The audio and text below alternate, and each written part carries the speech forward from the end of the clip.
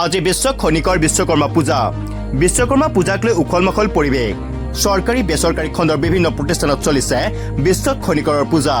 প্ৰতি বছৰে পালন কৰি অহাৰ দৰে এইবেলি অসম শক্তি বিতৰণ কোম্পানীৰ নলবাৰীৰ প্ৰবন্ধকৰ কাৰ্যালয়ত বিশ্বকৰ্মা পূজাৰ আয়োজন কৰা হয়। ৰাতিপুৱাৰ পৰা ওজাপালি প্ৰদৰ্শন কৰা হয় উক্ত বিশ্বকৰ্মা পূজাত।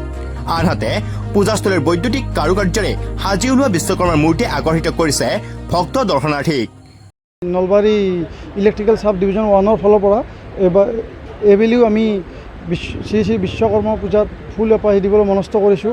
সেইভাৱে আমি ব্যাপক প্ৰস্তুতি চলাইছোঁ। চ' এতিয়া আমাৰ পূজা চলি আছে। তাৰপিছত আমাৰ ভোগ গ্ৰহণ হ'ব। তাৰপিছত আবেলিও আমাৰ অতিথিবিলাক আহিব। তাৰপিছত আমি এটা টেকনিক কৰিছোঁ যে বিশ্বকৰ্মাটো আমাৰ মোৰ পিছফালে আছে। বিশ্বকৰ্মাটো তাতে আমি টেকনিকটো কৰিছোঁ কি হাতীটো চাউণ্ড এটা হেৰি কৰিব, বিশ্বকৰ্মা আকাশত থাকিব। সেইটো এটা আমি টেকনিক এইবাৰ এটা ব্যাপক প্ৰস্তুতি এটা চলাইছোঁ আমি। আৰু ঠিক সন্ধিয়া হোৱাৰ লগে লগে ইয়াতে বহুখিনি লোকৰ ভিৰ সমাগম হ'ব। ইয়াতে এইখিনি লৈ আমি ওজাপালি আমাৰ হৈ গ'ল।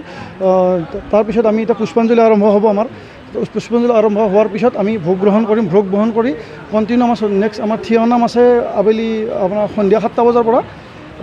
ঠিক সেই প্ৰতিযোগিতা আমাৰ 7টাৰ পৰা আপটো মানে আপোনাৰ সন্ধিয়াৰ পৰা বিভিন্ন সন্ধিয়াৰ পৰা যিমান অতিথি আহিব, ভক্তপ্ৰাণ ৰাইজ আহিব, তেখেতসকলৰ কাৰণে আমি ভোগ আপ্যায়নৰ ব্যৱহাৰ কৰিছোঁ। আমি বৈদ্যুতিকভাৱে যি আপোনালোকৰ মূৰ্তি বনোৱা হৈছে অতি আকৰ্ষণীয় হৈছে সকলোৱে।